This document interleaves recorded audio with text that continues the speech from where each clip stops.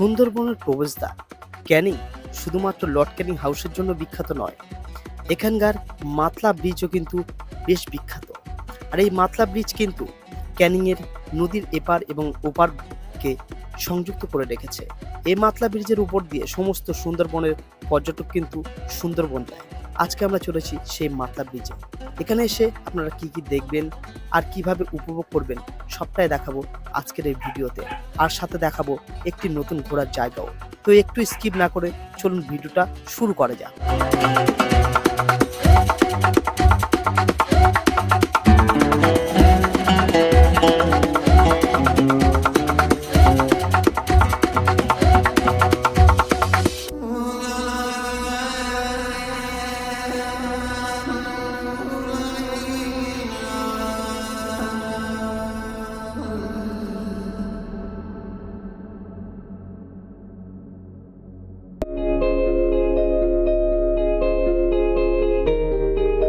এখন বাজে বিকেল 3টে আর রোদটা পড়ছে একদম আমার মুখের উপর। আর আমরা কিন্তু এই মুহূর্তে দাঁড়িয়ে আছি ক্যানিং মাতলা ব্রিজের একদম উপরে।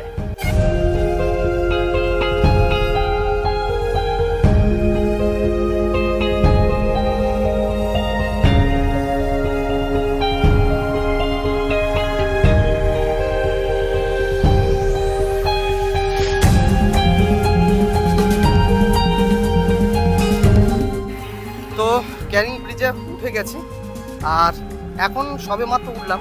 ব্রিজের মাঝখানে গিয়ে অবশ্যই তোমাদেরকে ব্রিজটা পুরোভাবে ঘুরে দেখাবো আর ব্রিজ সম্পর্কে কিছু তথ্য তোমাদেরকে দেবো।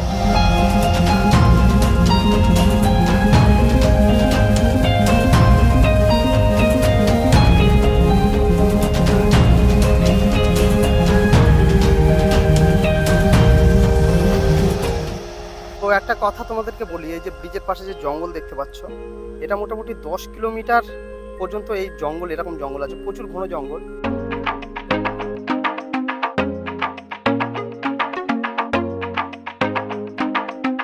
আর এই জঙ্গলটা শুধুমাত্র এখান থেকে স্টার্ট হয়নি, ওই যে মৌখালি ব্রিজ আছে, যে ব্রিজটা তোমাদেরকে দেখিয়েছিলাম আর একবার দেখাবো অবশ্যই, সেই মৌখালি ব্রিজ থেকে কিন্তু এটা অনেক দূর পর্যন্ত এই এরকম জঙ্গল, পুরো সুন্দরবনের ঘন জঙ্গল। এখানে একবার ঢোকার চেষ্টা করেছিলাম, আর একবার ঢুকবো অবশ্যই, সেই ভিডিওটা দেখতে পাবে।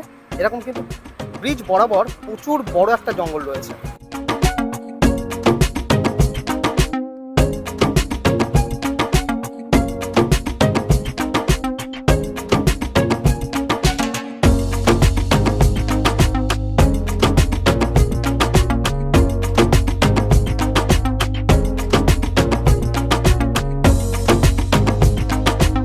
তো মোটামুটি কিন্তু ক্যানিং স্টেশন থেকে টোটোতে করে 5 মিনিট মতো টাইম লাগে, আর 10 মিনিটের একটু বেশি টাইম লাগে হেঁটে আসতে ক্যানিং ব্রিজে।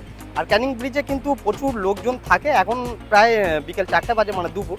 এই সময় কিন্তু লোকজন নয়, একটু পরে কিন্তু লোকজন একদম ভর্তি হয়ে থাকবে, আর রবিবার করে একটু বেশি ভিড় থাকে। তো চলো মাঝখানটায় যাই, ব্রিজে অনেক কিছু ভালো তথ্য দেবো, কিছু সিন দেখাবো। ব্রিজটা দেখতে আশা করি ভালো লাগবে। তো ভিডিওটা স্কিপ না করে পুরো ভিডিওটা দেখতে থাকো।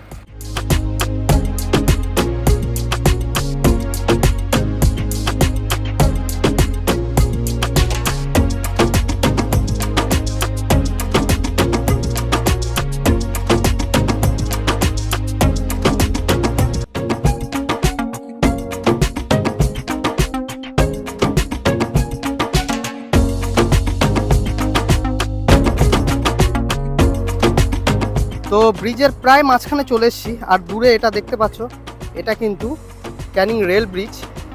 আর এটা শুরু হচ্ছিল, কিন্তু এর কাজটা আর হচ্ছে না, বর্তমানে বন্ধ আছে।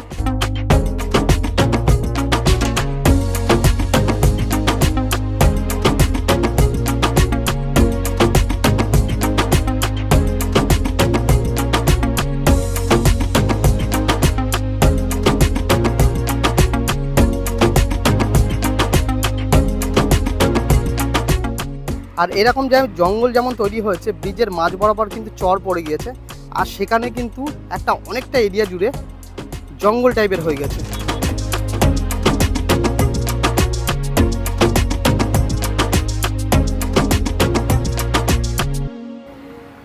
তো এই ব্রিজের এখানে কিন্তু নৌকো চড়ারও ব্যবস্থা আছে, যার জন্য পুরাতন জেটিঘাটিতে যেতে হবে। আর দেখতে পাচ্ছ একটা নৌকো কিন্তু অলরেডি চলছে, একটা না অনেকগুলো নৌকো চলছে দূরে যেগুলো রয়েছে। তো এখানে আসলে কিন্তু তোমরা চাইলে নৌকো চড়েও কিন্তু মাতলা নদীর উপভোগ করতে পারো।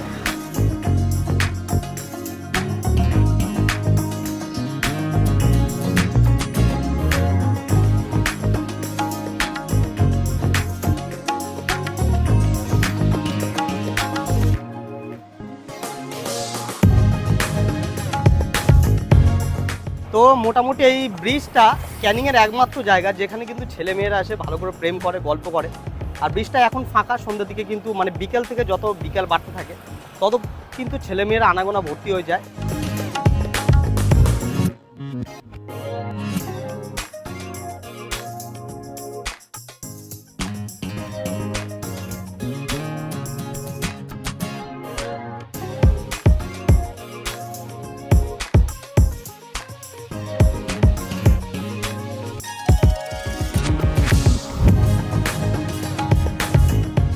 ছেলে মেয়ে সহ সবাই এখানে সেলফি তুলতে আসে, ছবি তুলতে আসে।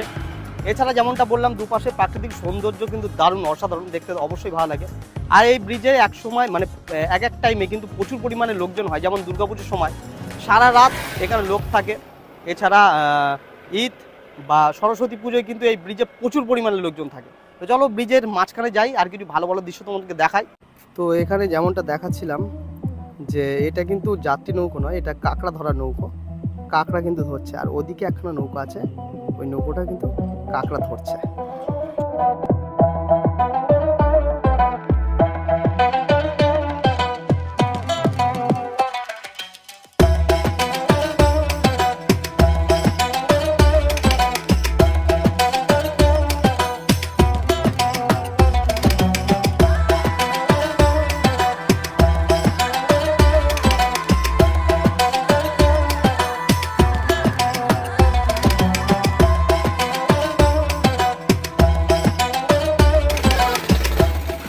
পরন্ত বিকেলে দেখো সূর্যটা কি অসম্ভব সুন্দর দেখাচ্ছে।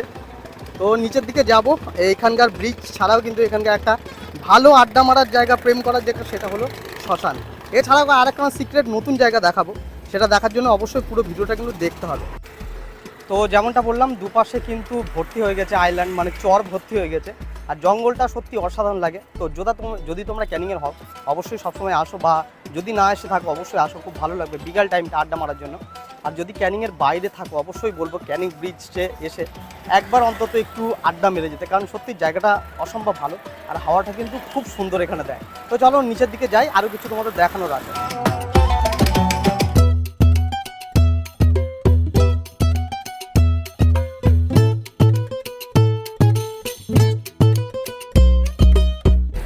তো এবার কিন্তু যাব ক্যানিংয়ের একটা হেভি পার্ক, যেটা কিন্তু ক্যানিংয়ের চুল্লি মানে শ্মশান, সেই দিকে যাব। বৈতরণীর দিকে প্রচুর ছেলে মেয়েরা থাকে, প্রেম করে। আর এই সময়টা কিন্তু এখন বাধা নিষেধ নেই, তবে সন্ধ্যের পর গেলে কিন্তু পুলিশ ধরে যদি ছেলে মেয়ে একসাথে থাকে। তো এছাড়া ব্রিজের নিচে অনেকগুলো দোকান থাকে, চাইলে তোমার সন্ধ্যাবেলা এখানে দোকানের স্ন্যাক, চা, অনেক কিছু খেতে পারো, আইসক্রিমও বিক্রি হয়। তো চলো সেই জায়গাটা একবার দেখাবো। আর সেখানে কিছু বসার জায়গা আছে, যদি আমরা কোনোদিনও ফাঁকা পাইনি, কোনো না কোনো ছেলে মেয়ে ঠিক বসে থাকে। তো চলো সেই জায়গাটা দেখাই, আর বৈতরণীর দিকে যাওয়া যায়।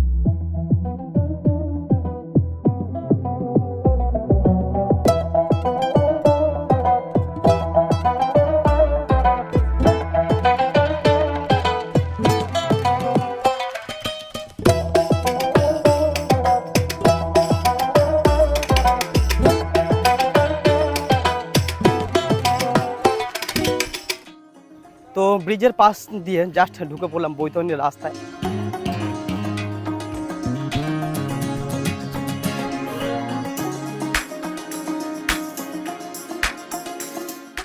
রাস্তাটা পুরো ফাঁকা, কয়েকজন ছেলে মেয়ে যদি প্রেম করছে, কিন্তু আমাদের সাথে গার্লফ্রেন্ড নেই, বয়ফ্রেন্ড নেই, মানে গার্লফ্রেন্ড নেই, তাই প্রেম করতে পারছি না। তো সামনের দিকে যাবো, খুব সুন্দর লাগছে জায়গাটা, পরিবেশটা অসাধারণ লাগছে। মানে এখানে অনায়াসে তোমরা এসে আড্ডা মারতে পারো, বসে থাকতে পারো, যদিও সেটা কিন্তু সন্ধ্যাবেলার আগে পর্যন্ত। সন্ধ্যা হলেই কিন্তু পুলিশ খুব খেলায় আর কি। তো চলো সামনের দিকে এগিয়ে যাই।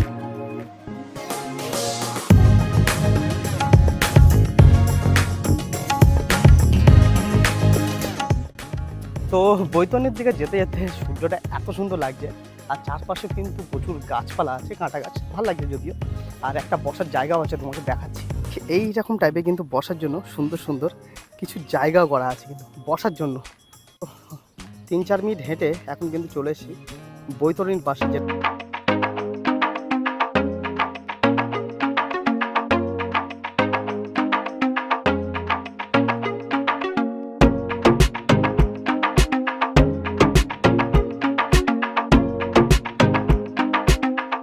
একটা ক্যানিংয়ের ইলেকট্রিক চুল্লি, কিন্তু এখানে মানুষ পার্ক হিসাবে আর প্রেম করার জায়গা হিসাবে ব্যবহার করে।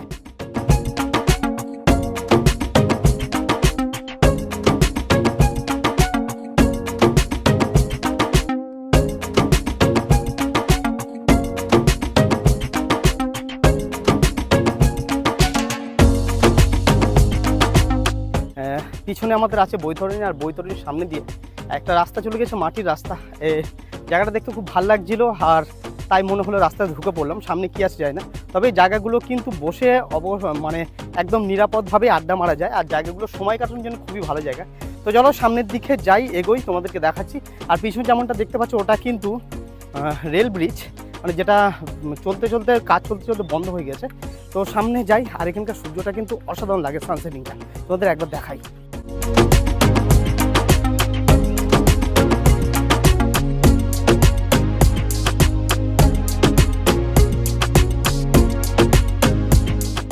তো তোমাদেরকে দেখালাম ক্যানিংয়ের বৈতরণী মানে ইলেকট্রিক চুল্লি, যেটা ক্যানিংয়ের ইলেকট্রিক চুল্লির চেয়ে বেশি ব্যবহার করে মানুষ পার্ক হিসাবে। যদিও বেশি কিছু ঘোরার জায়গা ক্যানিংয়ে নেই, তাও এই দুখানা জায়গা দেখালাম।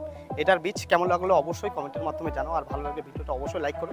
তো সন্ধে হয়ে গিয়েছে প্রায়, ব্রিজের উপর একবার উঠবো, তোমাদেরকে রাতের নাজারা দেখাবো, আর একটা সিক্রেট প্লেসও দেখাবো, তার জন্য অবশ্যই পুরো ভিডিওটা দেখতে হবে। তো চলো ব্রিজের উপর একবার ওঠা যাক। ব্রিজের রাস্তা, আর আসতেই কিন্তু মানে ক্যানিংয়ের দিকে আসতে এখানে নতুন একখানা বসার আড্ডা মারার জায়গা করেছে, যেখানে কিন্তু প্রেমও করা যায়। আর সুন্দরভাবে কিন্তু একদম বাইরে লেখা আছে আমার প্রাণের শহর ক্যানিং।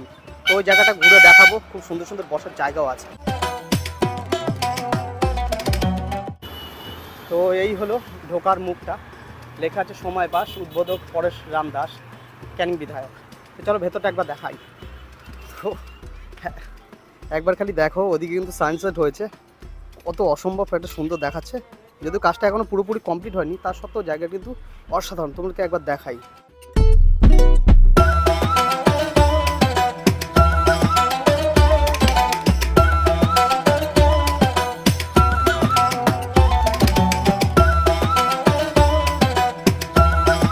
দেখতে পাচ্ছ অনেকগুলো কিন্তু চেয়ার পাতা আছে, আর এখানে গাছও সুন্দরভাবে আছে, আর এর মধ্যে কিন্তু ছেলে মেয়ে একদম সব ভর্তি হয়ে গেছে প্রায়। তো জায়গাটা অসম্ভব ভালো, প্রেম করার জন্য খুবই ভালো। আর এখানে কিন্তু আগে লেখা ছিল আই লাভ ক্যানিং এই জায়গাটায়, এখন যদিও সেটা কিন্তু নেই। তো অবশ্যই ক্যানিংয়ে আসলে নতুন এই জায়গাটা সিক্রেট জায়গা প্রেম করার জন্য আর আড্ডা মারার জন্য, জায়গাটা মিস করো না। এই ছিল কিন্তু ক্যানিংয়ের নতুন সিক্রেট প্লেস, প্রেম করার প্লেস। কেমন লাগলো জায়গাটা অবশ্যই বলো, যদিও এটা আমার কিন্তু চরম লেগেছে, অসাধারণ লেগেছে। তোমাদের কেমন লেগেছে অবশ্যই বলো। আর এখান থেকে কিন্তু বের হচ্ছি, আর এখানেই কিন্তু শেষ হলো আমার ব্রিজের বৈতরণী আর এই নতুন সিক্রেট প্রেম করার জায়গাটার ভিডিও। তো কেমন লাগলো অবশ্যই একটা লাইক করে জানাও, আর চ্যানেল নতুন হলে বলবো একটা সাবস্ক্রাইব করে দিতে। তো চলো দেখা হচ্ছে পরের কোনো ভিডিওতে, ততদিন অবশ্যই ভালো থেকো, সুস্থ থেকো।